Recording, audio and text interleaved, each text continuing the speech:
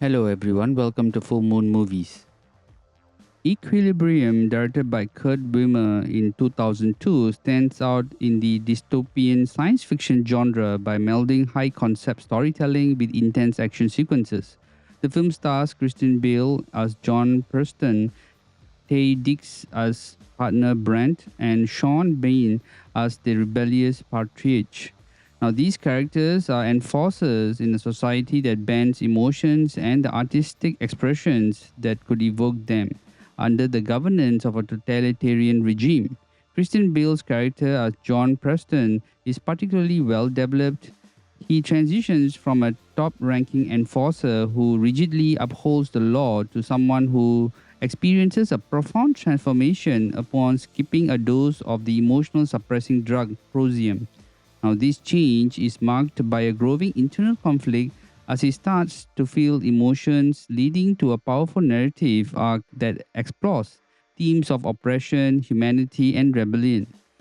Tay Diggs' Brand serves as his foil, embodying the relentless loyalty to the regime, while Sean Bean's brief but pivotal role as Partridge sets the tone for the film's exploration of resistance. Key scenes that capture audience attention include the opening raid, where Preston skillfully eliminates resistance fighters, and the climatic battle that showcases the film's unique gun kata, a fictional martial art combining gunfighting with hand to hand combat. Now, these scenes are not only visually striking, but also underline the movie's commentary on control and freedom. Comparatively, Equilibrium is often measured against films like The Matrix and Demolition Man, which similarly blend speculative fiction with stylized action. While The Matrix offers groundbreaking special effects and a deeper philosophical inquiry, and Demolition Man provides a more satirical take on the future society, Equilibrium fuses its art, design, and cinematography to create a distinct, austere aesthetic that supports its narrative. It might not have the same level of polish or revolutionary effects seen in The Matrix, but its cinematography and the innovative concept of gun kata gives it a special place in the action genre. At the box office, Equilibrium did not fare as well as its contemporaries, earning a modest of 5.3 million worldwide. Now that compared to its famous genre cousins is significantly less. Now despite this, its storytelling and the thematic execution have allowed it to enjoy a cult following. The film's direction and music contribute effectively to its dark, oppressive atmosphere, making its futuristic world both immersive and believable. Today, Equilibrium remains relevant as it addresses the timeless issue of control, resistance, and the importance of feeling in human life. Its critique of a society that sacrifices freedom for the sake of peace resonates in any era, making it a compelling watch for fans of thoughtful and provocative science fiction. Now, this movie is a must watch. Now, I would like to talk a bit about the discussion going over the internet about the 4K versus the Blu-ray versions of movies lately. Now, if you notice that this movie has a Blu-ray format or a DVD format in the retail space, now I wouldn't be surprised if a 4K format appears in the future.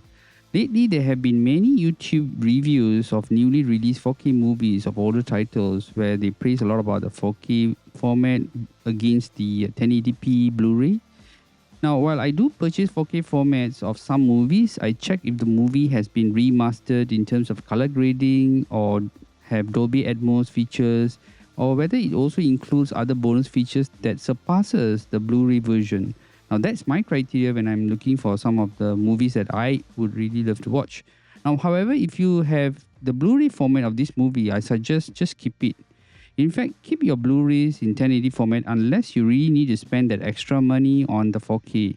Now, lately, I've seen a lot of these 4K release that don't also include the 1080 format as a second disc. So in the future, I'm not really sure if studios will start offering only 4K formats in their retail packages without reducing the cost for the 4K.